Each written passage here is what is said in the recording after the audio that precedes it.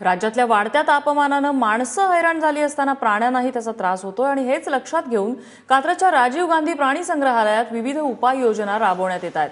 संग्रहालयात सध्या 67 प्रकारचे 400 प्राणी आहेत। या सर्व प्राण्यांचं उन्हापासून संरक्षण व्हावं यासाठी कूलर्स, वॉटर फॉगर्स, पाण्याचे हौद अशी व्यवस्था करण्यात आली आहे। वाघ, हत्ती, अस्वल, साप या सर्व प्राण्यांची विशेष काळजी घेतली जाते।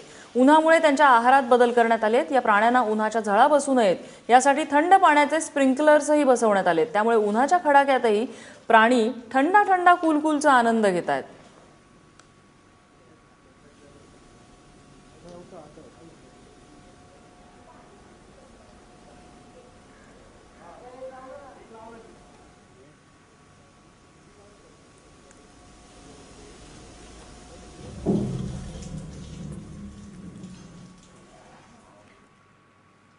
सध्या तापमानामध्ये चांगलीच वाढ झालेली आहे। जेवढा या तापमानाचा त्रास माणसांना सहन करावा लागतोय तेवढाच त्रास प्राण्यांना देखील या ठिकाणी होतोय।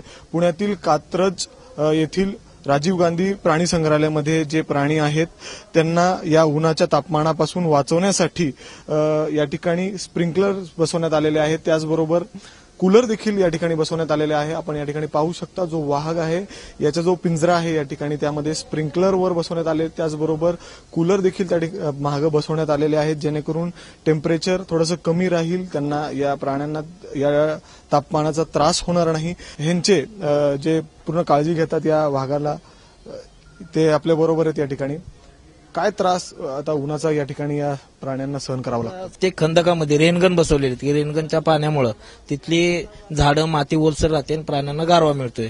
आता अस्वलच्या तिथं आपण गेलात तर अस्वलच्या नाईट हाऊसवरती आम्ही स्प्रिंकलर बसवलेला आहे। तो स्प्रिंकलर गोल फिरतो आणि त्यांना आम्ही दुपारचा आईस केक देतो अस्वलला। अशा प्रकारे आम्ही टेम्परेचर मेंटेन करण्याचं काम करतोय आणि त्यांना कसा गारवा मिळेल, त्यांना ह्या उष्णतेपासून कसा त्रासाचा कमी प्रमाणात त्रास होईल याची आम्ही निश्चित काळजी घेत आहोत। सध्या पुण्याचं टेम्परेचर गेल्या काही दिवसांमध्ये पाहिलं तर 40 वर पोहोचलेलं आहे आणि आणखीन काही दिवस असंच टेम्परेचर राहील, असंच हा तापमान राहणार आहे असं देखील हवामान खात्याकडून अंदाज व्यक्त केलेला आहे। परंतु या ठिकाणी प्राण्यांना या तापमानापासून वाचवण्यासाठी एक चांगला प्रयत्न या ठिकाणी केला गेला आहे। कॅमेरामॅन विजय राऊतसह मिकी घई, एबीपी माझा, पुणे।